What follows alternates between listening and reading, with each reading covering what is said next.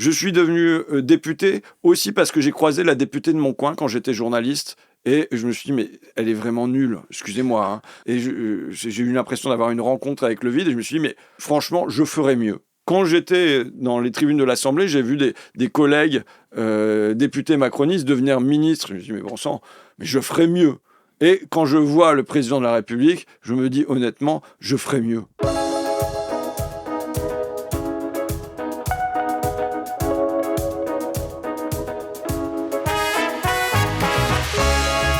Bonjour et bienvenue à un nouveau numéro de Contact. En face de moi cette semaine, François Ruffin. Bonjour. Bonjour. Je vous présente pour ceux qui ne vous connaîtraient peut-être pas. Vous êtes un politique français aujourd'hui, élu dans la première circonscription de la Somme depuis 2017. Mais avant, vous étiez aussi journaliste. C'est comme ça que je vous ai découvert.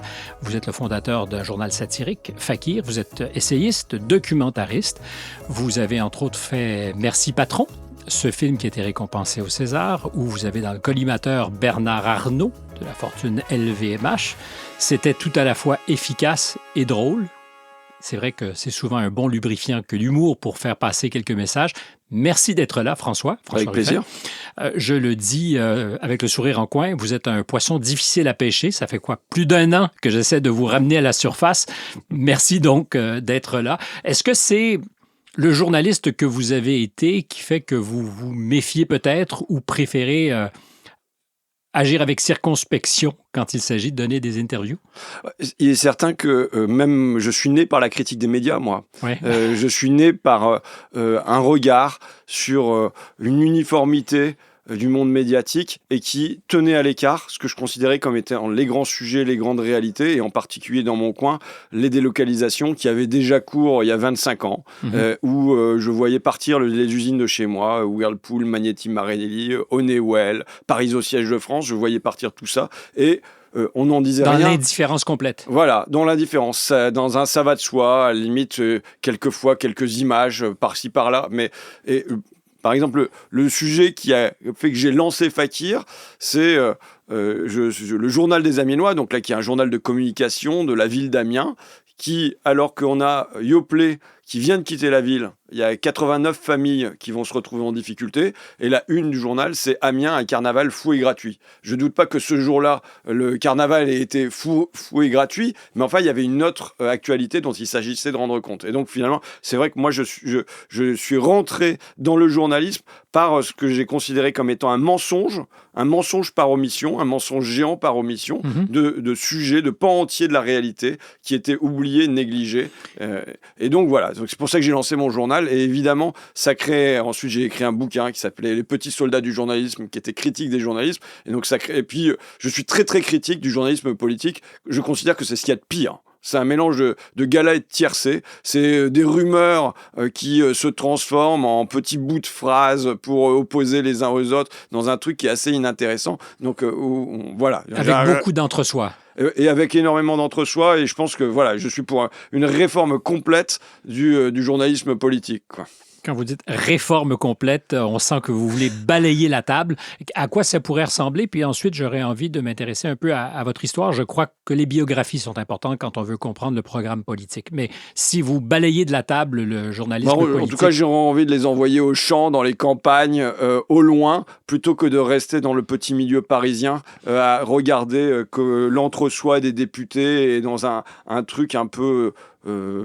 incestueux? Ouais, bah voilà, c'est un mot, ouais, voilà.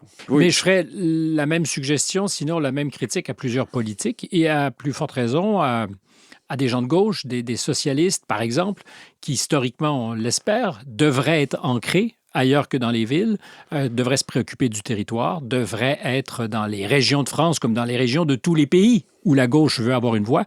Or, la ruralité... c'est plus tout à fait le truc de la gauche bobo. Enfin, il y a la question de la ruralité, mais il y a la question du lien au pays. Vous savez, je crois que 2017 a un peu bousculé les choses. C'était une coupure, en mon sens, dans notre histoire politique. On a eu des dirigeants qui, finalement, avaient un certain ancrage parce qu'ils devenaient adjoints au maire, puis conseiller départemental, puis ils se présentaient à une élection pour la députation et ils perdaient, puis ils réessayaient une deuxième fois. Mais enfin, l'air de rien, même les gens de droite, ils avaient cette espèce de lien au pays parce que ils avaient aidé des gens à remplir un dossier pour le handicap, à avoir un logement et voir qu'il y avait une pénurie de HLM dans leur ville aussi. Bon, bref, il y avait ce lien-là. Et 2017, c'était un temps de grand basculement où il y a des gens qui se sont retrouvés députés, comme moi, sans avoir d'ancrage par la notabilité, par le parcours, de grimper les échelons. Hein. Et je dirais que c'était vrai autant du côté de la France insoumise que du côté des macronistes. Et finalement, il peut y avoir quelque chose d'assez planant, d'assez peu lié à la réalité du pays. Donc ça, c'est quelque chose qu'il s'agit de combler. C'est le journaliste Denis Robert qui dit qu'il faut avoir des nerfs plantés dans la société, être innervé. Je pense que le journalisme a besoin d'être innervé. Et énervé aussi un peu. Parfois, mais d'avoir des points d'alerte, des gens qui vous disent là, il y a ça qui va pas, et que ça soit aussi, moi j'ai par exemple Kamel, qui se reconnaîtra, qui est un camionneur qui est devenu prof dans un lycée pro, mais qui m'envoie des messages pour me dire ce qu'il entend dans les bistrots. Ben voilà, ce sont des points d'ancrage très populaires qui parfois nous réveillent, quoi. Pour ne pas vous embourgeoiser dans ce rôle de député qui est le vôtre et qui vous fait être à Paris? Est-ce qu'il y a un peu de ça? Est-ce qu'il y a un risque? Parce que vous l'avez souvent dit, je dois me mettre en garde contre moi-même. De toute façon, il y a une pente, même de journaliste. Hein. Pourquoi même? Aussi de journaliste? Non, mais même quand j'étais journaliste à Fakir, et y compris à Amiens, donc dans une ville qui est quand même plutôt populaire, il y a le risque d'être dans l'entre-soi, de fréquenter que les gens qui vous ressemblent, qui sont profs, qui sont éducateurs. Et donc c'est vrai que le premier conseil que je donnais à des jeunes qui arrivaient dans notre rédaction, c'était de se faire violence. C'est d'aller voir des gens qui ne nous ressemblent pas. Les classes, ça existe. Et ça veut dire que les barrières de classe, elles existent. Et que franchir sa classe pour aller rencontrer des gens qui ne nous ressemblent pas, dans un sens ou dans l'autre. C'est-à-dire, aller voir les ultra-riches, c'est se faire violence, c'est avoir le risque d'être mal reçu, mais aller voir les gens qui sont en difficulté, les ouvriers, dans leur quartier ou dans les campagnes, c'est aussi se faire violence. Et donc, le premier conseil que je donnais, c'était aller contre votre pente et aller rencontrer des gens qui ne vous ressemblent pas. Quand j'étais passé au CFJ, donc le centre de formation des journalistes sur lequel j'ai écrit un bouquin critique, on m'a demandé de revenir un an après pour en quelque sorte se réconcilier. Et il y a une étudiante qui vient me voir et qui me dit voilà, j'aimerais bien faire un papier sur les gens qui sont au RSA, qui risquent de se voir sucrés, mais j'arrive pas à trouver des personnes. Est-ce que vous pourriez me donner des contacts? Je lui dis voilà, si tu avais choisi de faire un papier sur les médecins, vraisemblablement dans ton entourage et dans l'entourage de tes camarades, tu aurais trouvé plein de gens pour te filer. Oui, facilement. Donc voilà, il y a une pente qui est celle-là, et d'aller vers là où il y a la lumière, où il y a des gens qui savent parler, donc il faut chercher à mettre les gens de l'ombre à la lumière, sachant qu'ils vont pas s'y mettre d'eux-mêmes. Et il y a des gens qui connaissent la lumière, mais préfèrent rester dans l'ombre. C'est peut-être le cas de Bernard Arnault. Nous y reviendrons parce qu'il y a ceux qui sont condamnés à être dans l'ombre et il y a ceux qui choisissent de faire de l'ombre autour d'eux. C'est une nuance. Je vous laisserai en parler un peu plus tard. J'ai choisi sciemment de ne pas trop m'intéresser à votre enfance ou à votre jeunesse. Et rassurez-vous, ce n'est pas un exercice psychanalytique qu'on fera ici parce que je voulais être vierge de toute impression. Pour découvrir de où vous venez. Comme on dit à quelqu'un, d'où tu parles, d'où parlez-vous, François Ruffin? Je veux dire, ma sociologie, elle n'est pas inintéressante. Pourquoi pas, quoi. Donc, moi, j'ai un père qui était cadre chez Bonduelle et une mère qui était mère au foyer, qui s'occupait de ma sœur et de moi tout au long de notre jeunesse. Donc, voilà, ça, c'est de où je viens, de Amiens, mais d'un lycée privé où je ne suis pas très à l'aise parce qu'on me traite de plouc et de pecno. Donc, voilà, il y a un conflit de classe, pour ainsi dire, à l'intérieur du lycée privé. Mais après... Parce que vous n'êtes pas à la hauteur de ceux qui vous plouquifient dans cet univers. Parce que j'ai pas envie de ressembler. Parce que déjà, dès mon entrée en 6e, je refuse de faire ma première communion, alors qu'on est dans un lycée catholique. Présent, j'ai fait exactement la même chose. Et je suis le premier de ma famille à pas l'avoir fait non plus, parce que d'abord, je n'ai pas la foi, et je respecte ceux qui l'ont. Hein, et ensuite, j'ai pas envie d'avoir une montre en or. Donc voilà, donc ça me marginalise. Et je pense que déjà à l'époque, je me proclame comme étant de gauche, fier de la Révolution française, et ainsi de suite. Et très drôle parce que j'ai croisé très peu de gens qui ont su résister dans leur classe, au sens à l'école, à la pression de faire sa première communion. Alors, je ne sais pas, vous êtes peut-être un peu plus jeune que moi. Moi, j'ai 62 ans. Oui. Et c'était choisir de se marginaliser. C'est un choix que j'ai fait. Mais voilà. Mais je m'en suis bien porté. Bon, et ensuite, il y a le milieu où on vit et puis il y a ce qu'on lit. l'air de rien, il y a l'univers mental, ça compte parfois autant que l'univers réel. Et donc, évidemment, les lectures, François Cavanagh, John Steinbeck, Dostoïevski, mais aussi plus tard Pierre Bourdieu, ont été des gens qui m'ont nourri et ont influencé mon parcours et ma manière de voir le monde. Vous aviez déjà jeune le cœur à gauche, dites-vous. Oui. Oui. Il n'y a pas de doute. Il n'y a pas de doute que même... Mais donc, moi, je pense qu'il y a avec ce cœur à gauche, non pas une envie de se révolter, mais une envie de dénoncer ce qui ne bouge pas. De où ça vient? Ouais, même, je vais vous dire, il y a des histoires familiales, mais j'ai pas envie de les raconter à votre micro, mais il est évident qu'il y a des histoires familiales qui sont faites d'humiliation. J'ai vu des gens se faire humilier. Et je suis très sensible. En fait, je ressens vachement fort l'humiliation. Mais l'humiliation, elle peut être contenue dans un mot qui est mal placé. Un regard. Elle peut être contenue dans un regard, dans une manière de s'adresser aux gens. Et en fait, je ressens très vite cette humiliation-là. Le mépris. Ouais, et voilà, je ressens ça très fort et j'ai comme des antennes qui vibrent à l'humiliation. Donc ça, je sais que ça vient de mon histoire familiale, mais et que finalement j'en ai fait quelque chose de politique. Je dis que c'est un carburant. Oui, je dis que on fait de la politique parce que même quand j'étais journaliste, moi je me suis jamais prétendu neutre. J'étais un journaliste engagé. Aucun doute. Je considérais que la neutralité, ça n'existe pas. Par contre, il y a de l'honnêteté. Et l'honnêteté, ça veut dire qu'on sait où on se place. Et on le dit avec franchise, pourquoi je me place à cet endroit-là de la société.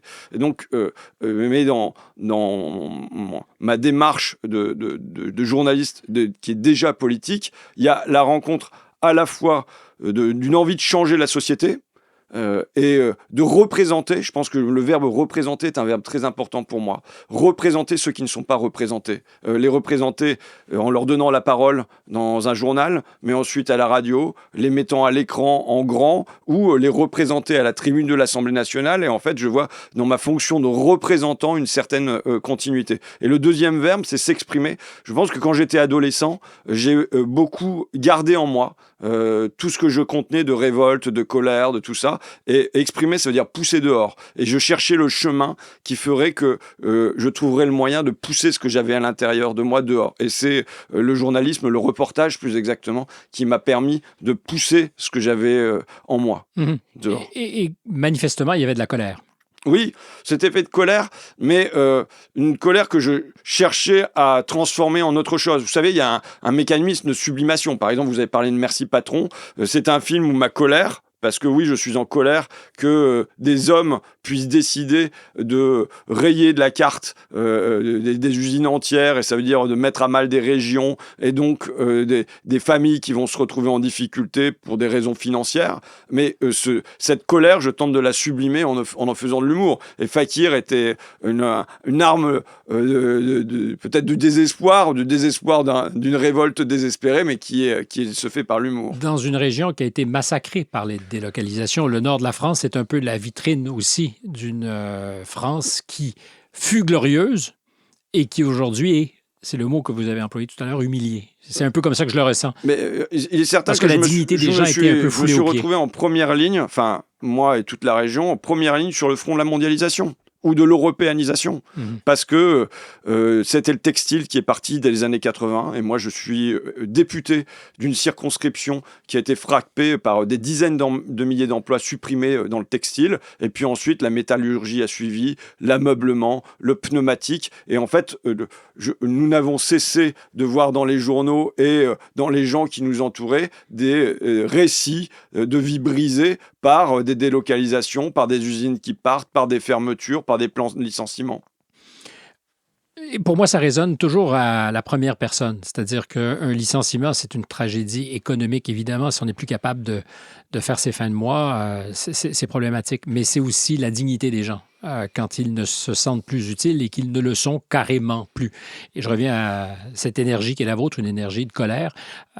C'était certainement pas votre réalité familiale, mais qu'est-ce qui fait que vous avez cette empathie, que vous entendez, comprenez ça, parce qu'on peut faire deux choix dans la vie. Être heureux de ce qui nous est donné, avoir des œillères, foncer, ne pas regarder, c'est pas pire, ou au contraire, réaliser que tout n'est pas idéal et choisir, parce que moi, je pense que c'est une décision choisie, d'entendre la misère des autres. Oui.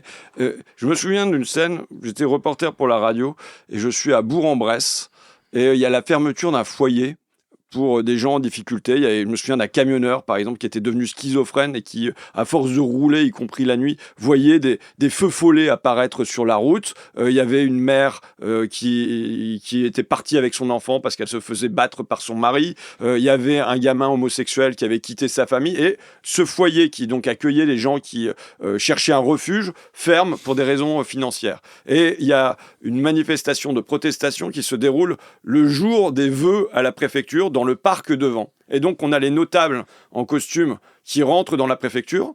On a devant les pauvres, on va dire, qui protestent. Et on a entre deux les éducateurs. Il y en a un qui, je me souviens, joue du Renaud sur sa guitare. Et je vais le voir et je dis, alors, qu'est-ce que vous faites? Il dit, moi, je pourrais faire le choix de rentrer et d'aller manger les petits fours.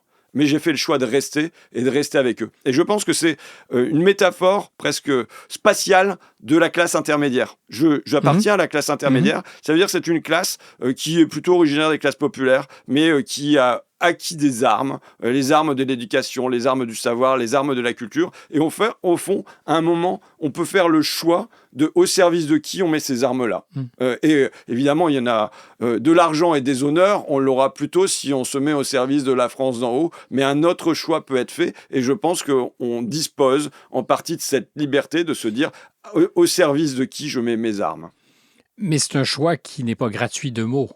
L'éducation, une arme. On pourrait dire c'est un outil, vous choisissez une arme. Donc, c'est parce qu'elle peut servir le bien et le mal, l'arme. Oui, vous savez, je dis arme, c'est Warren Buffett, quand il était première fortune mondiale, qui disait la guerre des classes existe, c'est un fait, mais c'est la mienne, la classe des riches, qui mène cette guerre et nous sommes en train de la remporter. On la gagne allègrement. Alors, ça c'est pas avec des pistolets, heureusement, en tout cas pas pour le moment, que se mène cette guerre des classes. Elle se mène par des amendements à l'Assemblée nationale, elle se mène par des tribunes dans les journaux, elle se mène par des traités de libre-échange, mais tout ça, ce sont des armes au fond, et donc voilà, il y a une lutte, en tout cas, il y a une lutte entre, pour moi, les plus riches et les autres dans la société. Alors, je vous ai tout à l'heure posé la question de l'ancrage ou non d'une certaine gauche en dehors des quartiers bobos où souvent ils ont beaucoup de succès parce que cette gauche incarne autre chose que ce dont on parle. Celle qui se rappelle qu'il y a des luttes de classe, celle qui se rappelle qu'il y a des miséreux, qui ne sont pas tous beaux, qui ne pensent pas nécessairement d'abord à sauver la planète, mais qui se soucient de sauver leur famille. Et je suis curieux de vous entendre là-dessus parce que je me demande aujourd'hui où loge la gauche. Alors vous me direz, il y a des gauches. Non, mais d'abord, ça me rappelle, puisque vous êtes d'origine nord-américaine, les bouquins de Tom Frank, vous savez, qui a écrit un bouquin sur pourquoi les pauvres votent à droite, et puis ensuite un bouquin sur pourquoi les riches votent à gauche. Donc, dans une espèce d'inversion. Moi, je crois que le fait marquant du dernier demi-siècle, c'est la mondialisation. Quand on est un petit peu marxiste, on considère qu'il y a une base matérielle au phénomène politique. Qu'est-ce qui s'est passé? À partir des années 80 et la mise en œuvre de cette mondialisation, ça trace comme un fil à couper de beurre entre les vainqueurs et les vaincus. Et au fond, là où il y avait, en France et ailleurs, un rassemblement, je considère, des deux cœurs sociologiques de la gauche, pour faire bref, les profs et les prolos, les classes intermédiaires et les classes populaires, la mondialisation va venir les séparer. Parce que les uns vont être frappés de plein fouet, vont subir des délocalisations en série. C'est le taux de chômage chez les ouvriers non qualifiés qui est multiplié par 4 en une décennie, pendant que les autres vont être protégés. Ils vont être protégés parce que, par exemple, leur outil, c'est la langue quand on est prof, quand on est journaliste. Et donc, on ne va pas être mis en concurrence avec le journaliste slovaque ou avec l'enseignant roumain. Vous voyez? Et donc, ça protège. On est protégé. Donc, ça ne veut pas dire qu'on est fan de cette mondialisation-là. Mais il y a ce que Emmanuel Todd a appelé le passivisme des éduqués, qui conduit à accepter cet ordre économique en cours. Or, de l'autre côté, ça provoque de la révolte, de l'angoisse, parce que concrètement, on en voit les effets, sur soi. Et surtout, c'est pas virtuel du tout. Et pire encore, peut-être, sur ses enfants. Quel avenir il y a pour eux? Quelle place j'ai moi et quelle place il va y avoir pour mes enfants? Et on a en fait une immense angoisse qui se répand dans les classes populaires à partir des années 80 et qui n'est pas du tout prise en charge par la gauche de gouvernement. Elle est même niée, François Ruffin. Elle est niée parce qu'on dit non, vous n'êtes pas suffisamment patient, vous allez voir, ça s'en vient. C'est ce que Bill Clinton, qui incarnait, alors vous me direz, c'est pas la gauche, mais l'incarnait aux États-Unis. Si, c'était. Il y a eu Tony Blair en Grande-Bretagne, il y avait Bill Clinton aux États-Unis. Mais c'est une inversion de sens. Et qui sont les fossoyeurs de ces classes populaires qu'ils disaient vouloir servir et se sont très bien accommodés avec une espèce de patchwork d'appui qui n'a plus rien des classes populaires, qui sont les quelques-ceux qui gagnent au jeu de la mondialisation et qui sont heureux d'oublier les pauvres. Oui, ils se sont mis dans le camp des vainqueurs et ils ont construit un ordre du monde. Vous savez, la politique commerciale, c'est de la politique. Je rappelle, moi, toujours que la guerre la plus meurtrière aux États-Unis, qui est la guerre de sécession, a comme fondement conflit économique. Un désaccord sur la politique douanière. Oui. Est-ce qu'on doit être libre-échangiste, comme le réclament les États du Sud, parce qu'ils veulent pouvoir vendre leur coton pour plus cher en Grande-Bretagne? Ou protectionniste comme le Nord, parce qu'ils ont quelque chose à protéger. Et voilà, parce qu'ils veulent faire croître leur industrie. Donc voilà.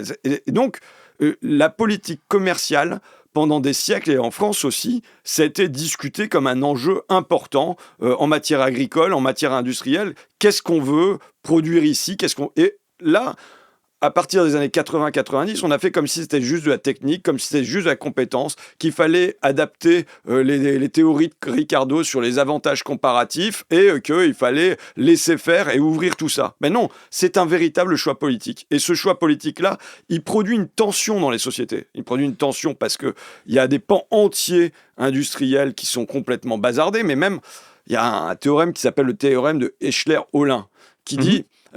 En gros, à l'ouverture des économies, répond une inégalisation interne. Ça veut dire quoi? Ça veut dire que l'ouvrier de chez Goodyear, on va lui dire, mais non, toi, t'es trop cher, et on lui demande de regarder vers l'est et vers le bas en disant que en Slovénie, le pneu va être produit pour 17% moins cher. Et puis, de l'autre côté, le patron de chez Total, il va regarder vers le haut et vers l'ouest en disant, le patron de Exxon, il est mieux payé que moi, donc il faut que je sois mieux payé. Et donc, en fait, on a une tension qui se crée à l'intérieur des sociétés avec ceux qui ont plus, qui exigent d'avoir toujours plus, et ceux qui ont moins, qui vont avoir toujours moins. Vous avez parlé d'un verbe pour vous important tout à l'heure, représenter. Et la représentation, c'est aussi de faire apparaître des gens qui ont été invisibilisés. Et c'est mon intuition à moi, que les classes populaires, on ne les montre plus. Elles n'existent plus. C'est les ploucs, c'est les indigents, appelons-les comme on veut. Les déplorables de Mme Clinton, je pense qu'il n'y a pas un entretien où je reviens pas. Alors, elle ne l'a dit qu'une fois, elle l'a peut-être regretté. Peut-être qu'elle ne le pensait pas Les gens vraiment. qui ne sont rien d'Emmanuel Macron. Et voilà, exactement. Et puis les sans-dents, si on doit se fier à l'ex-copine du président. Mais vous savez, les sans-dents, moi, à la limite, je vais être, d'un certain point de vue, clément, parce que ça correspond à une réalité. En effet, on arrive à voir la classe des gens en fonction de leur dentition. Et c'est regrettable. Mais par contre, quand on est un président de gauche, on ne doit pas en faire un qualificatif avec cynisme. On doit se demander quelle politique on met en place en matière de soins dentaires, dans les écoles. Ensuite, est-ce qu'il faut des bus, par exemple, avec des dentistes à l'intérieur pour aller apporter les soins dans les quartiers ou dans les campagnes? Et on lutte contre ça. Pour qu'ils soient encore dans le coup, pardonnez le jeu de mots, mais c'est un peu ça. On veut, j'imagine, si on constate quelque chose, essayer de trouver une solution. C'était ma question. Donc, la gauche aujourd'hui est-elle encore à gauche? D'abord, ce que vous dites sur les classes populaires, il me semble qu'on vit un autre temps de l'histoire. Oui, je pense que le moment où elles étaient invisibilisées, où elles n'existaient plus, on considérait qu'elles n'étaient plus un acteur historique du présent, c'est plus le cas. Pourquoi? Parce qu'on vit un temps de révolte des classes populaires et qu'elles sont réapparues sur la scène de l'histoire. 2005 est un grand moment où on nie leur existence alors que manifestement c'est là. Traité constitutionnel européen de 2005, je rappelle 55% des Français ont voté contre la concurrence libre et non faussée, contre la libre circulation des capitaux et des marchandises, et c'est 80% chez les ouvriers. Là on les nie. Mais depuis, il s'est passé plein de choses. Mais c'était justement parce que c'était la mauvaise réponse qu'ils ont faite, François Ruffin. Et les gens qui sont dans le cercle de la raison, eux, savaient mieux. Et tout le problème vient de là. Je veux dire, on n'en serait pas dans cette situation parce que, je veux dire que le moment qu'on vit aujourd'hui en France est pour moi un moment très inquiétant politiquement. Le risque que la France, pour la première fois dans son histoire, ait une politique d'extrême droite, qu'il y ait une victoire qui soit obtenue par les nationalistes, par les urnes. Ils sont arrivés une seule fois au pouvoir jusqu'à maintenant, c'était par la défaite de nos armées. Mais que là, ça se fasse par les urnes, ça nous pend au nez. Mais la cause en est là. Quand en 2005, les Français disent non, on veut pas ça, et que les dirigeants continuent à aller dans la même direction, ça ne peut que créer un gouffre qui ne fait que s'amplifier depuis, entre là où les dirigeants veulent mener le pays et là où les Français refusent d'aller. Je vous fais l'hypothèse ou la suggestion que les premiers responsables sont les gens de gauche qui ont largué les invisibles dont nous parlions. Ceux qui ont capté les premiers, peut-être, les ferments de cette révolte, c'est les partis dits populistes, parce que c'est un mot que j'aime bien, moi de droite. Mais populisme ne pose pas de problème. Vous savez, populiste, c'est... La définition du dictionnaire, c'est courant littéraire s'appliquant à décrire avec réalisme la vie des gens du peuple. Donc moi, je signe. Je suis avec vous, donc je précisais, mais je constate qu'aujourd'hui, le populisme est une étiquette dont on Et d'ailleurs, le 29 mai 2005, c'est Libération, Serge July, dans son éditorial de Libération, qui parle d'une épidémie de populisme. Oui, comme si c'était honteux. Voilà. Mais c'est la droite qui a capté, et c'est d'ailleurs la droite populiste américaine qui... La première, avec M. Trump, met un holà à la mondialisation heureuse. Dit non, c'est fini la mondialisation. On ne veut plus jouer dans ce film. Et c'est vrai que ça vienne du cœur de l'Empire américain, c'est-à-dire ce qui a été le moteur de la mondialisation, parce qu'elle s'est construite parce que ils ont voulu l'OMC, ils ont voulu les accords du GATT, ils ont voulu le FMI, des institutions, notamment le FMI qui se trouve à Washington. Bon, et donc c'est vrai que ça soit le cœur de l'Empire qui vienne dire non, nous ne voulions pas ça, et avec des causes matérielles. C'est parce que la réaction des ouvriers américains à ce qu'ils vivent, je veux dire, je reconnais les ouvriers picards dans cette réaction-là.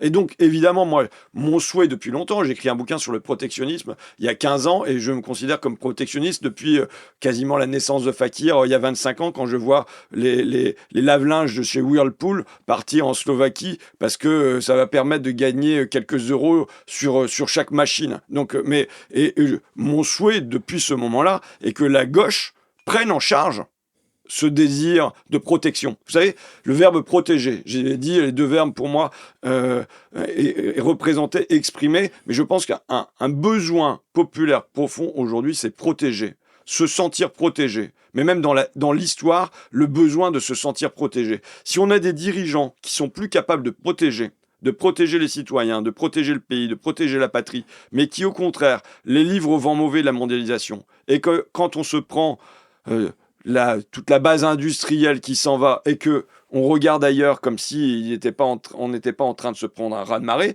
ben forcément, les gens cherchent un refuge chez d'autres. Et je pense que la gauche n'a très clairement pas joué son rôle de protection. Après, moi, je suis, pour ainsi dire, d'une gauche qui a toujours élevé la voix sur ces questions-là, quoi. Mais je ne le vous reprochais pas. Je suis curieux de ce que vous en pensez de cette gauche. Mon journal est né sous la gauche plurielle, qui avait ses vertus. Lionel Jospin était quand même une figure d'honnêteté. Et aujourd'hui, ça contrasterait avec nos dirigeants politiques qui a pu faire un certain nombre de choses positives. La CMU qui a pu faire les emplois jeunes, qui a pu faire des 35 heures, qui peuvent être des mesures à contenu social. Mais en revanche, sur ces choix d'inscription pleine et entière dans la mondialisation, je l'ai contesté déjà à l'époque. Vous me permettez un pas de côté puisque vous choisissez le mot « protéger ». La sécurité est un réel enjeu et les plus malmenés sont les moins riches. Et il y a des enjeux qui ont été souvent niés, comme si c'était une vue de l'esprit que de penser qu'on puisse être menacé, se sentir menacé, que sa sécurité ne soit plus tenue pour acquise. Et ça me semble, puisque vous parliez de protéger, un réel enjeu. Et la gauche, souvent, a nié ces enjeux. On dit, mais non, on invente des problèmes qui n'existent pas. Et la droite a su très bien capter ça. J'ai toujours dit, l'insécurité, ce sont les nôtres qui sont frappés. Je veux dire, c'est pas dans les beaux quartiers où il y a des digicodes à l'entrée Avec un CRS au coin de la rue. Voilà, que se pose le souci. Je veux dire, c'est quand moi, dès que je vais dans un quartier populaire, ce sont les mamans qui sont inquiètes pour leurs enfants et qui disent par quel parcours ils doivent rentrer le soir du collège pour éviter les points de deal, qui demandent à ce qu'un appel soit passé quand le gamin revient à la maison pour être sûr qu'il est bien revenu pendant que la maman est encore au travail. C'est des nuits qu'on n'arrive pas à dormir parce qu'il y a du bruit et parfois plus sur le parking en bas de chez soi. Donc il est évident que ce sont les nôtres qui sont touchés par l'insécurité ou par les incivilités et à qui on rend la vie compliquée. Donc je pense que la gauche doit pleinement se saisir de la question de l'insécurité. En plus, il faut dire, la droite le fait quand même très mal. Parce que c'est pas comme s'il y avait des bons résultats qui étaient sinon obtenus. Qu'elle a capté l'opportunité politique. Mais ils ont détruit. Parce que je pense que le dernier grand ministre de l'Intérieur qu'on a eu, ça a été Jean-Pierre Chevènement. Je veux dire, ensuite, il y a Nicolas Sarkozy qui a plus contribué à détruire la police, à la fois en supprimant la police de proximité et en réduisant les effectifs de police. Et la mise en place d'une police de proximité sous Jean-Pierre Chevènement avait quand même porté ses fruits. Donc je pense qu'en matière de sécurité, moi j'ai un mot d'ordre, c'est je veux une police qui reste, pas une police qui passe. C'est-à-dire qu'aujourd'hui, on a des gens qui viennent intervenir, mais qui ne sont pas identifiés dans le quartier, qui passent pas leur temps. Qui n'ont pas d'ancrage même dans ce quartier. Exactement. Ce qui historiquement était une réelle police de quartier. On connaissait le policier et lui connaissait son quartier.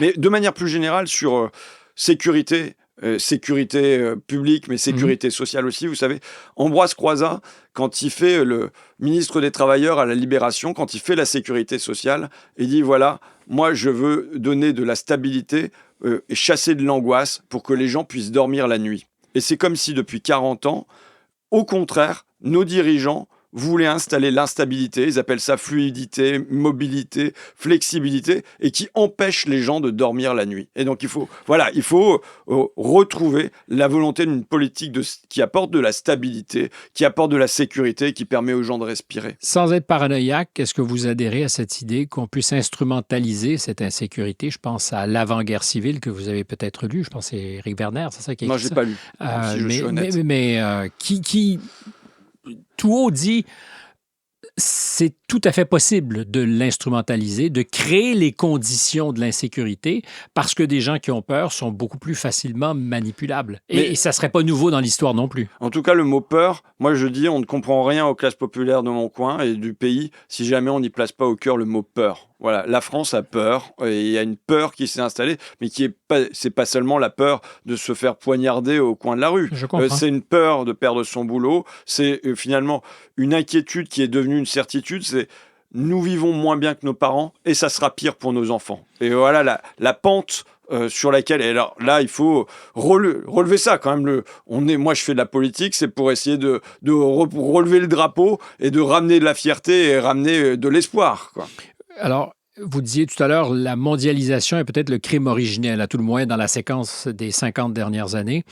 Je constate, on vient de le dire, qu'elle a en ce moment des rhumatismes, cette mondialisation. Ça se grippe un peu avec, surprise, un président républicain populiste qui dit « Oh là, est-ce qu'il est possible que l'Europe, qui a beaucoup, beaucoup entonné cette musique, puisse aussi émettre des doutes, c'est-à-dire qu'il y ait d'autres retournements, comme aux États-Unis, d'autres partis politiques qui seront élus en disant « il faut arrêter, il faut stopper ». En tout cas, moi, je le dis. Et je vois que là où j'étais tout seul et presque qualifié de rouge-brun, il y a parce que fasciste. Il y a une quinzaine d'années, quand on disait qu'il fallait mettre des taxes aux frontières, des barrières douanières, des quotas d'importation, ça n'allait pas de soi à gauche. Et même en général, c'était l'autarcie. Mais non, c'est pas parce qu'on veut mettre des régulations qu'on veut tout fermer. Mais moi, je pense qu'il faut des régulations, je le dis depuis longtemps. Mais alors, j'étais un peu seul.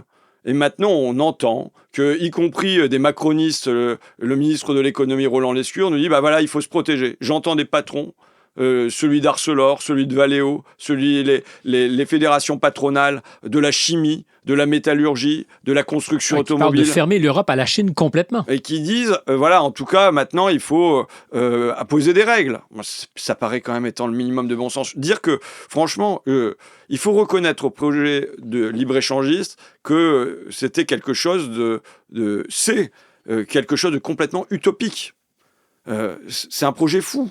Se dire qu'à l'échelle du monde entier, il n'y aura plus de frontières et que les capitaux et les marchandises pourront circuler. Je n'adhère pas à ça parce que, au fond, je suis beaucoup plus pragmatique. Et là, on a un côté fanatique dans la volonté d'en finir avec toutes les frontières qui peuvent exister. Mais alors, c'est là où on a un mouvement qui est un petit peu contradictoire quand même. La clarté n'est pas au rendez-vous. On avance dans le brouillard. Parce que d'un côté, oui, il y a les États-Unis qui mettent en œuvre des mesures protectionnistes, la Chine qui en a toujours eu, en vérité, oui, tout à fait. Et on a une Europe qui, par la voix de Madame von der Leyen, veut continuer à se faire la championne du libre-échange au niveau mondial. Dans un monde où on boude un peu le libre-échange. Et donc, alors, elle veut des traités avec le Mercosur, elle veut des traités avec l'Inde, elle veut des traités avec l'Indonésie, bon bref. Et moi je dis... Mais c'est peut-être aussi lié à ce que les Américains ne répondent plus à l'appel, c'est-à-dire qu'il faut trouver des alternatives pour les produits d'exportation européens. En étant toujours dans la même logique.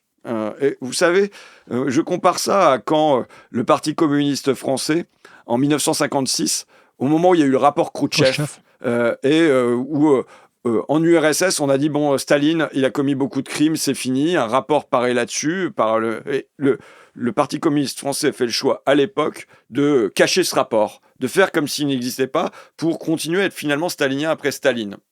Et les derniers staliniens furent des Français, c'est ce que vous dites. Non, je dis pas ça. Il y a une histoire contrastée à l'intérieur de tout ça. Mais voilà, c'est ce qui se passe à l'époque. Je le dis parce que j'ai l'un de mes héros qui s'appelle Maurice Kriégel-Valrimont, qui était un grand résistant, l'un des chefs de la résistance française, qui a ensuite été député communiste et qui a été viré du Parti communiste à cette époque-là parce que lui a voulu rendre public le rapport Khrouchtchev. Donc voilà, il s'agissait de continuer à être stalinien après Staline. Et là, on a mon sentiment, c'est une Union européenne qui veut continuer à être atlantiste quand les Américains ne sont plus atlantistes, qui veut continuer à être libre-échangiste quand il n'y a plus personne dans le monde qui est libre-échangiste. Donc, c'est faire continuer une idéologie dont on voit pourtant qu'elle est morte. Mais pourquoi ? Parce qu'il y a il y a quand même un certain dogmatisme du côté de Bruxelles aujourd'hui. On a des gens qui ont été biberonnés à Hayek, à Friedman et à Ricardo et qui continuent de réciter du Hayek, du Friedman et du Ricardo. Je pense qu'ils sont périmés.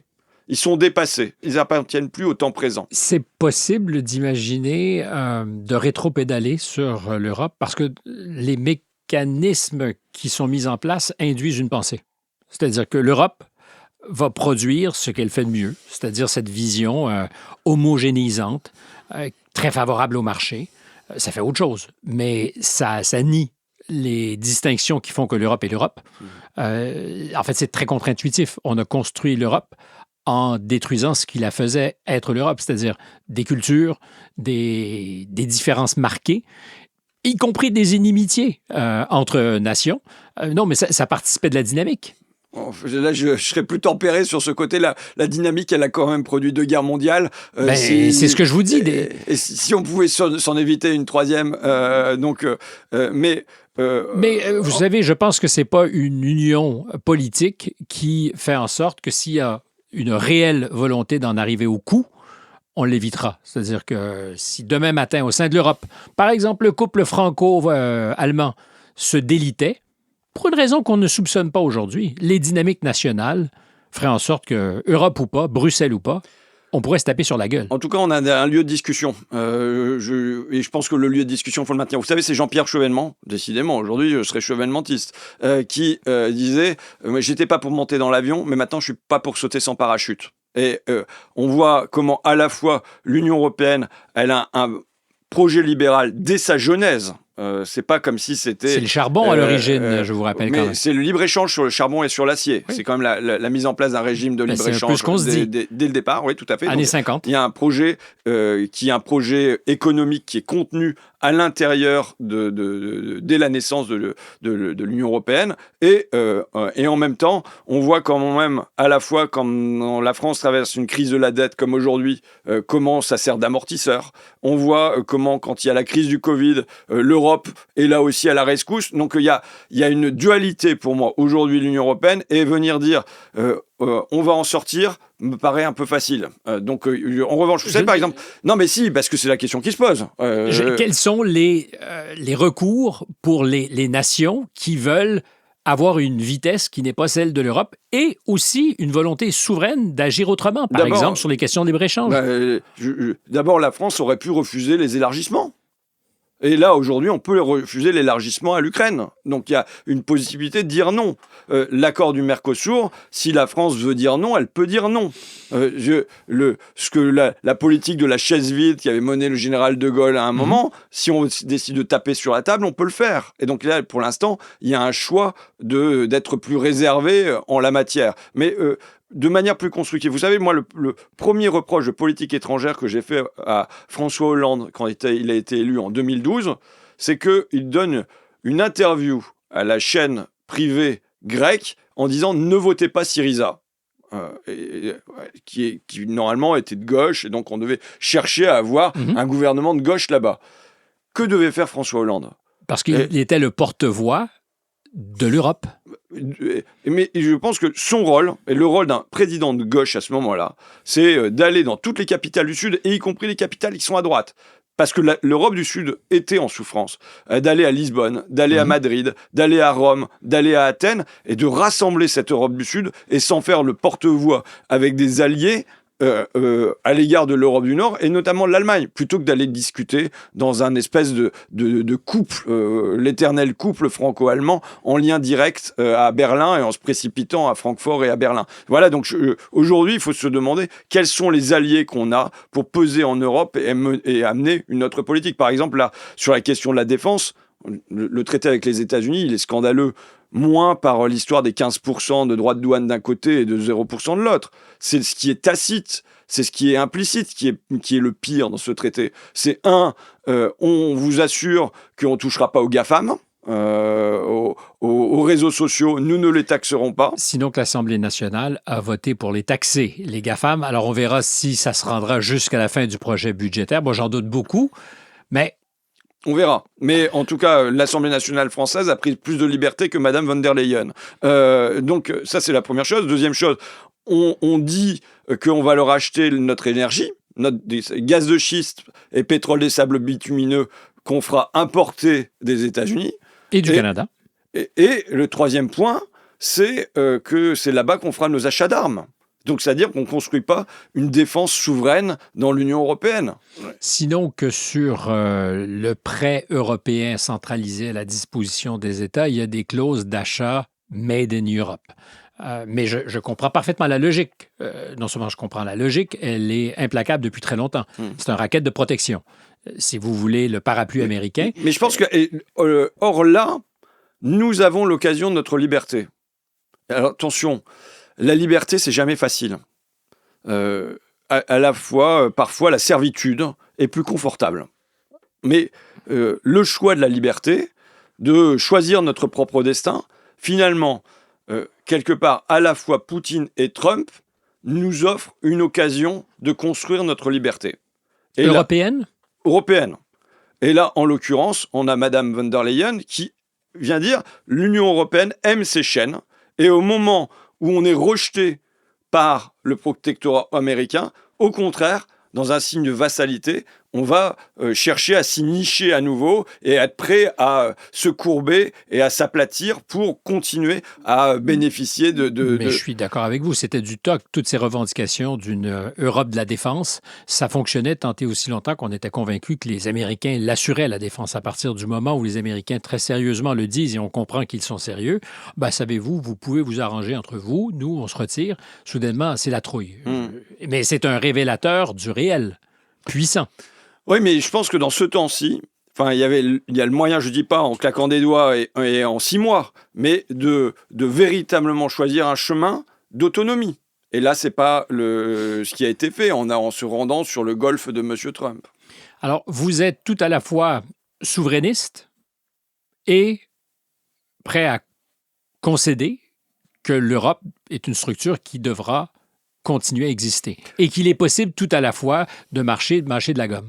Ben, en tout cas, dans le temps présent, de toute façon, je suis aussi internationaliste. Internationaliste, ça veut dire entre les nations. Ça ne veut pas dire que tout se fait ensemble, mais ça veut dire qu'on reconnaît les autres nations et on avance avec les autres nations. Je ne crois pas à une histoire qui se fasse sans des nations qui avancent davantage, qui font des pas davantage devant. Ça a été la France de la Révolution française, mais ça a été l'Angleterre sur les lois sociales. Bon, donc il y a des moments, il y a toujours des pays qui sont en pointe et qui entraînent derrière elles. Donc c'est ça l'internationalisme. Donc aujourd'hui, l'Union européenne, elle est à la fois nécessaire, insuffisante et à bouleverser. Mais ce que je vois, c'est qu'il n'y a pas aujourd'hui un appétit à aller bousculer cette Union européenne.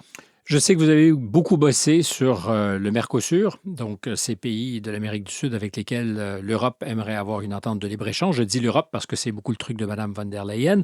On pensait qu'il y avait une forme de résistance organisée en France, qui était le fait des agriculteurs, mais pas que. Et puis le président Macron nous a fait comprendre que finalement, si on veut vendre des bagnoles, il faut peut-être larguer quelques compromis, par exemple, sur l'agriculture. Est-ce que c'est pas inévitable qu'il y ait ce genre d'échange?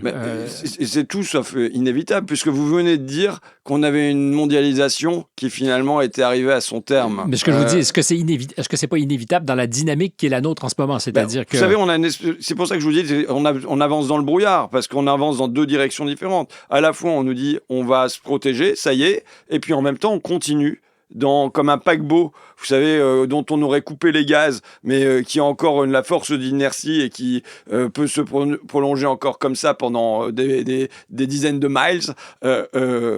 Donc voilà, alors le traité avec le Mercosur est une caricature. D'abord, il date d'il y a 20 ans et il contient tout ce qui était le temps de la mondialisation heureuse de l'époque. Bon, avec un gouffre entre deux modèles agricoles, alors qu'on dit à nos agriculteurs de monter en gamme, d'en finir avec les produits phytosanitaires, ou en tout cas de les diminuer, de se soucier du bien-être animal. On les met en concurrence avec des latifundias qui vont faire des dizaines de milliers d'hectares, avec un salaire là-bas qui est de 350 €, et avec des molécules. Par exemple, j'en ai une qui m'a préférée, c'est le paraquat, qui est interdit. De paraquat ? Oui, qui n'existe plus dans l'Union européenne, qui est interdit depuis 2008, parce qu'elle file la maladie de Parkinson. Mais là-bas, elle est autorisée. Les hormones de croissance, et ainsi de suite. Mais vous dire qu'évidemment, ça pose des questions sur le modèle agricole, ça pose des questions de santé, ça pose des questions d'environnement, mais je crois que la première victime est la démocratie. Parce que là, on a l'Assemblée qui, par 2 fois, a dit non à ce traité, le Sénat a dit non par 2 fois à ce traité, on a tous les syndicats agricoles qui ont dit non à ce traité, on a toutes les associations environnementales qui ont dit non à ce traité, on a 76% des Français qui ont dit non à ce traité, et on a madame... 76%, ils se sont exprimés où? Sondage? C'était sondage, ça. Moi, je veux bien qu'on procède à un vote, hein. Faisons un référendum là-dessus, hein. Vous savez, j'ai vu en 2005 ce qu'on fait des référendums et aussi des résultats. Voilà, mais donc, j'ai assez peu de doutes sur ce que sera le résultat. Parce que, au fond, jamais les Français n'ont voté sur la mondialisation. Jamais ils n'ont dit oui, on est d'accord. Mais ils sont très contents quand même quand ils peuvent acheter des petites tomates cerises qui viennent du Maroc à 2 € la barquette. Et je pense que... Parce que le consommateur est souvent en rupture avec le citoyen. Ben voilà, mais moi je ne crois pas qu'on vote avec son caddie. Vraiment? Non. Vous savez, on n'a pas éliminé le travail des enfants au 19e siècle en disant aux consommateurs cessez d'aller acheter des habits fabriqués par des enfants dans les usines. C'est pas comme ça que ça s'est fait. On a fait des lois pour dire on met fin au travail des enfants. Et ça a été vrai pour toute la construction sociale. Elle s'est pas faite par le consommateur. Elle s'est faite par des lois et les citoyens qui finalement dépassaient à la fois les intérêts des travailleurs et les intérêts du consommateur et se mettaient en surplomb par rapport à ça. Et ce n'est pas, par exemple, je n'appelle pas au boycott de Chine. En revanche, j'appelle à ce qu'il y ait des lois... Chine, donc les vêtements vendus par ce géant, cette plateforme chinoise, vous dites non, il ne faut pas boycotter? Je ne dis pas le boycott. Je dis en revanche, il y a une responsabilité du politique quand on a 80% des produits qui sont jugés non conformes, 60% qui présentent un risque de sécurité. Ben, je dis c'est aux politiques de prendre le choix de fermer la plateforme.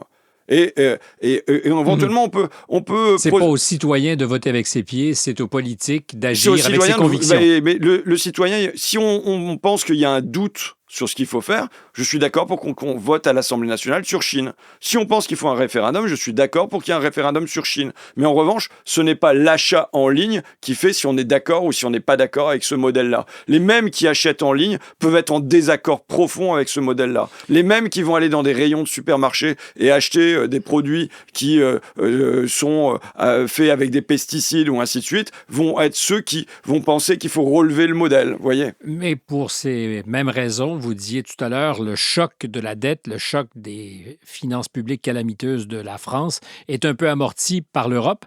Pour ces mêmes raisons, il est très difficile de demander aux citoyens s'il est prêt à faire des concessions qui lui permettront à terme d'avoir des finances publiques plus saines. En général, on vote toujours avec son premier intérêt, même s'il est court-termiste. Mais je pense que les citoyens sont... moi, je suis démocrate, donc je suis pour le pouvoir au peuple. Et je suis pour que, en dernier recours, ça soit le peuple qui tranche, même quand le résultat ne me plaît pas. Mais je vous le redis, sur la question de la mondialisation, il n'y a pas un seul moment où il y a un choix été effectué par les citoyens. Or, ça a des conséquences sur les finances publiques. Je veux dire, par exemple, le déficit commercial récurrent désormais de la France, à hauteur de 80 milliards d'euros par an, parce qu'on nous parle du déficit public, mais il y a un deuxième déficit derrière, qui est le déficit commercial. Qu'est-ce qui se passe ? On a mis notre économie en concurrence avec des économies qui soient des pays de l'Est de l'Europe ou des pays de l'Est de l'Asie, qui sont évidemment avec un autre modèle social, et on n'y arrive pas à tenir. Qu'est-ce qui se passe de ce fait-là ? On est obligé de subventionner. Pour rééquilibrer la donne, on subventionne. C'est les 211 milliards d'euros qui ont été révélés par le Sénat. Mettons que ça soit un peu moins... Aux entreprises ? Aux entreprises. Oui, la Cour des comptes est pas tout à fait à 211. Non, mais c'est pas grave. Voilà, en tout cas. Mais je dirais même, ce sont les salaires qui sont subventionnés. C'est la prime d'activité. Mais tout est faux dans cette économie. C'est plus une économie de marché, c'est une fausse économie de marché. En tout cas, je pense que ça a produit quelque chose. Et je mets toujours la mondialisation au cœur de ça. C'est qu'on est passé d'un état action, d'un état construction, qui donne de l'argent pour les services publics et qui construit, à un état subvention, qui donne des subventions aux entreprises, qui donne des subventions pour le chauffage, qui donne des subventions pour le salaire. Enfin, vous voyez, et donc ça fait qu'à la fois, on a un fort taux de prélèvement, et en même temps, ça ne sert pas centralement à construire des services publics, police, justice, hôpital, école, qui sont tous en difficulté parce qu'on n'investit pas là-dessus, mais au contraire, on est en distribution, subvention, pour combler ce gouffre avec des économies qui, évidemment, compte tenu de leur norme sociale, fiscale, environnementale, sont beaucoup plus compétitives. Vous avez dit plus d'une fois dans cet entretien que vous étiez démocrate, prêt à écouter le peuple. Est-ce que vous croyez, et la question n'a pas de, comment dirais-je, elle n'est pas au deuxième degré. Vous croyez que le peuple en tout est cohérent? Non. Mais néanmoins, on est en démocratie, le pouvoir est au peuple. Vous savez, à un moment, moi, j'ai fait le choix d'aimer le peuple. Je dirais c'est un choix, parce que quand on vous auriez pu ne pas l'aimer? Mais je pense que je ne l'ai pas aimé, quand je vous dis comme ça, mais quand j'étais adolescent, je pouvais avoir un côté snob. Méprisant? Oui. Parce que finalement j'étais le premier de ma famille à aller à la fac, à fréquenter les théâtres, à lire des livres, et je pouvais regarder avec un peu de condescendance les gens qui chassaient dans ma famille, qui allaient au camping, qui regardaient les matchs de foot dans les tribunes. Vous voyez ce que je veux dire? Et puis je lis question de sociologie de Pierre Bourdieu, ouais. Avec un texte qui s'appelle Le racisme de l'intelligence, et où au fond, il caractérise ce que je suis. Il vous décrit. Et il me décrit. Et je fais le choix de me regarder en face et de me dire, bon bah voilà, je vais me réconcilier avec moi-même, je vais me réconcilier avec ma famille. Exact, c'est pas qu'avec vous-même, c'est avec les autres, ce qui est souvent plus difficile. Avec mon histoire et mon territoire. Vous avez déjà eu honte d'avoir un temps, peut-être, eu ce regard sur les vôtres? En vérité, non, parce que d'abord, c'est resté quand même très confus. C'est pas comme si j'avais fait des grands discours publics à ce sujet-là. Et que, enfin, vous voyez, c'était dans une adolescence réservée, on va dire, donc, et où je me cherchais. Donc, c'est normal qu'à ce moment-là, on soit la larve que décrit Kafka dans la métamorphose, quoi. Donc, et à partir du moment où je suis apparu en public, ça a été avec un discours de compréhension et d'affection pour notre peuple, on va dire. Est-ce que vous avez le sentiment d'être cohérent, du journaliste au documentariste au politique? Parce que j'ai pas toujours, dans ma vie, je constate sur 40 ans de vie professionnelle et de vie citoyenne et amoureuse, en fait, donc j'ai pas toujours été cohérent. Et je me dis, d'ailleurs, mon incohérence, je n'appelle pas votre réponse, mais à tout le moins à témoigner de ce que j'ai changé d'opinion. Et je vous pose à vous la question, est-ce qu'il y a une cohérence dans tout ça? Je pense qu'il y a une grande cohérence. Pour une raison, c'est que j'ai eu la chance d'entrer en politique sur le tard. J'avais passé 40 ans quand j'ai été élu. Donc ça veut dire que j'ai eu le temps de mûrir mes positions et pas de les improviser à la télé, vous voyez. Et donc ça veut pas dire que des fois je dis pas une connerie quand je passe sur un plateau, ça m'arrive même assez régulièrement. Mais je pense qu'il y a dans l'ensemble une cohérence, et par ailleurs j'ai un souci de cohérence interne. C'est-à-dire que chaque fois que finalement ma position évolue, parce que ça peut arriver aussi, j'éprouve le besoin de m'en expliquer. Vous voyez, par exemple, là, on va dire, longtemps j'ai dit, écoutez, ce qui est important aujourd'hui, c'est pas la taille du gâteau, c'est comment on le répartit. Je pense que maintenant, dans notre pays, en France, quand la part de l'industrie dans le PIB est passée sous les 10%, il y a un problème de taille du gâteau. Oui. Ça veut dire qu'on peut plus seulement parler de redistribution, ce qui est toujours nécessaire. De moins en moins à redistribuer aussi. Mais qu'il faut aussi parler de production. Et donc voilà, j'évolue aussi parce que, vu où ils ont amené le pays à rétracter sa capacité de production, je dis, voilà, maintenant, il faut avancer davantage là-dessus. Vous soulignez souvent qu'il n'y a pas de fatalité. Donc, on est toujours capable de trouver le ressort qui nous fera avancer, éviter le pire. Et la question que je vous pose, je regarde le spectacle politique avec...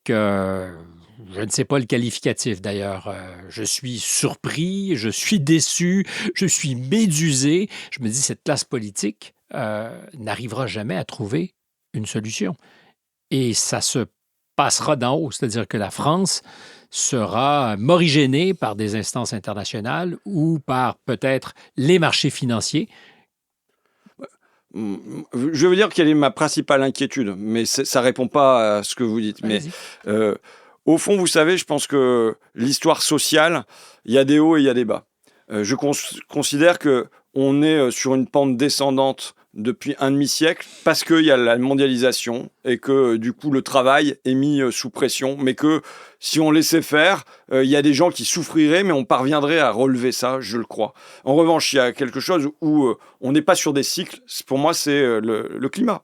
Tout ce qui est détruit ne sera pas reconstruit. Là, c'est une pente descendante. Et je crains qu'on ne regarde pas en face ce destin, pas seulement pour les Français, mais pour l'humanité, qui est pour moi comme un espèce de soleil noir.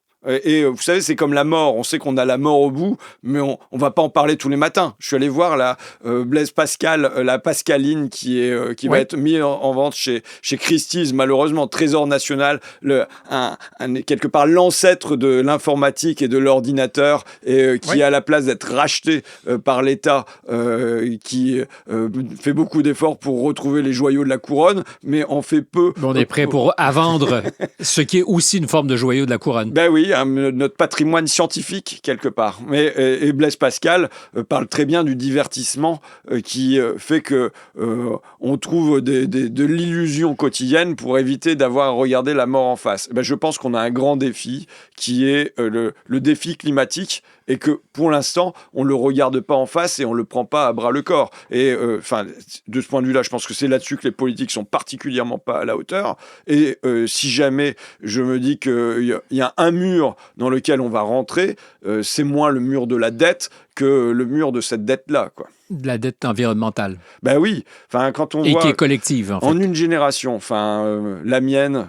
Vous avez 10 ans de plus que moi, donc si on prenait comme point de départ, ça serait encore pire, mais qu'on a grosso modo éliminé la moitié de tout ce qui est sur Terre, sous Terre, dans les airs. Biodiversité. Ouais, c'est dingue. Un écocide. C'est dingue. Et là, c'est pas comme si on se demandait tous les matins comment on va faire pour arrêter ça. Si on était sur un plateau traditionnel, on aurait parlé de la course des petits chevaux parce qu'on s'intéresse qu'à ceux qui veulent briguer les élections présidentielles. On me l'a demandé 18 fois sur BFM ce dimanche. 18 fois d'affilée. Alors, je regarde un peu cette antenne puisque j'y travaille et je constate que ça occupe beaucoup les esprits. Alors, vous êtes rasé de près, vous êtes peut-être comme un autre regarder dans la glace. Est-ce que c'est une question que vous vous posez? Alors, je comprends que c'est toujours embêtant de répondre, mais est-ce que vous vous posez cette question, même théoriquement, pour évacuer peut-être et dire non, ça ne me guette pas? Moi, je vous dis oui, je me la pose. Je l'ai dit ce week-end à BFM, pour moi, c'est pas le moment. C'est pas le moment politique. Pourquoi ? Parce que là, on ne sait pas si dans un mois, la France aura un budget ou pas de budget. On ne sait pas s'il va y avoir une dissolution ou s'il ne va pas y avoir de dissolution. Donc, notre capacité de projection, aujourd'hui, elle est extrêmement limitée. Par contre, je pense qu'il y a aujourd'hui, je vais faire un peu de langue de bois, mais pour moi, vous savez, Macron, quand il a été élu en 2017, il avait eu, je ne sais pas si vous vous souvenez, ce problème vocal quand il m'était mis à crier « Notre projet !» Mais je pense que ce qui nous manque aujourd'hui, le grand vide, c'est un vide de projet. Là, on a des soucis sur le budget, mais il y a un grand vide de projet. Vous savez, c'est la phrase de Baudelaire, « Quand le ciel bas et lourd pèse comme un couvercle ». Eh ben, on est dans ce temps d'asphyxie. Mais ça fait 2 ans et demi, par exemple, qu'on pinaille sur la question des retraites. Mais c'est comme s'il n'y avait aucun autre enjeu. Et je suis d'accord avec vous, et je pense que faire la réforme de la retraite à 64 ans, dans un temps où les Français viennent de traverser la crise des Gilets jaunes, la crise Covid, la crise de l'inflation avec la guerre en Ukraine, et de choisir quelque chose dont on sait que ça va diviser. Un président de la République qui est responsable de l'unité de la nation et qui là participe au déchirement de la nation, je pense que là, il doit se demander à ce moment-là, qu'est-ce que je vais mettre comme projet sur la table qui va faire se rassembler le pays plutôt que de le diviser. Victor Hugo disait « Aimer, c'est choisir. Gouverner, c'est aussi choisir. Et des fois, choisir contre son meilleur intérêt politique. » Je ne dis pas que c'était le bon sujet, mais je dis que le politique qui prend le risque de se mettre à risque en prenant une décision fait la preuve des fois qu'il a un courage, qu'il est animé par quelque chose. Le courage est toujours le même. Des réformes courageuses, ce sont toujours les mêmes. Les réformes courageuses, c'est sur les caissières et les infirmières. C'est rarement sur les actionnaires. Vous voyez ? Et donc, intéressant. Donc, je pense qu'à ce moment, et je ne dis même pas qu'à ce moment-là, il devait avoir le courage d'aller chercher les actionnaires ou les milliardaires. Mais par contre, se demander comment on rassemble le pays. Vous savez, alors, cette phrase qui traîne sur des assiettes en porcelaine d'Antoine de Saint-Exupéry qui dit « S'aimer, ce n'est pas se regarder l'un l'autre, c'est regarder ensemble dans la même direction ». Je pense que c'est ce qui vaut pour un couple. Vaut pour une société ? Mais oui, c'est un couple qui n'a pas pour projet un pavillon, acheter des enfants ou partir en vacances, et ben, il finit par se bouffer le nez. Et ça devient la jalousie. Et ben, c'est vrai aussi pour une nation. Elle se bouffe pas mal le nez en ce moment. Mais oui, mais pourquoi on ne s'en sortira que par un horizon commun.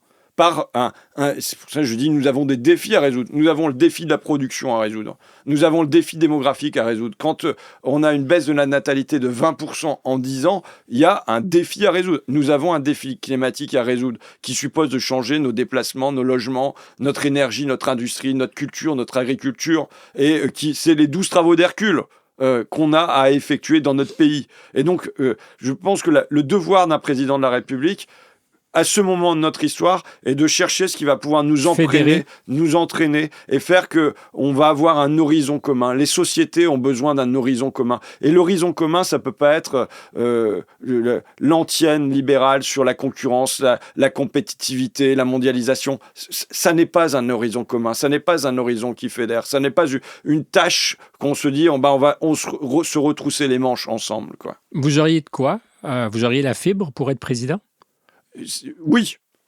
Non, c'est une question qui n'appelle pas d'avoir de conviction sur l'envie de le faire. Je ne suis pas né avec cette ambition. Voilà. Mais oui, je vois, en tout cas, je vais vous dire, je suis devenu député aussi parce que j'ai croisé la députée de mon coin quand j'étais journaliste. Et je me suis dit, mais elle est vraiment nulle, excusez-moi. Hein, mais j'ai eu l'impression d'avoir une rencontre avec le vide. Et je me suis dit, mais franchement, je ferais mieux. Quand j'étais dans les tribunes de l'Assemblée, j'ai vu des collègues députés macronistes devenir ministres. Je me dis, mais bon sang, mais je ferais mieux. Et quand je vois le président de la République, je me dis honnêtement, je ferais mieux. Voilà. Je pense que c'est le moment idéal pour dire on arrête ici. François Ruffin, je suis très content d'avoir été patient et d'avoir laissé le temps au temps pour que vous veniez me retrouver dans mon studio. C'était très sympathique. Merci à vous de votre attention. Comme je le dis chaque semaine, si vous avez aimé, likez-nous et puis vous pouvez faire encore mieux, vous pouvez vous abonner. On se retrouve la semaine prochaine. À très bientôt. Merci François Ruffin. Merci à vous.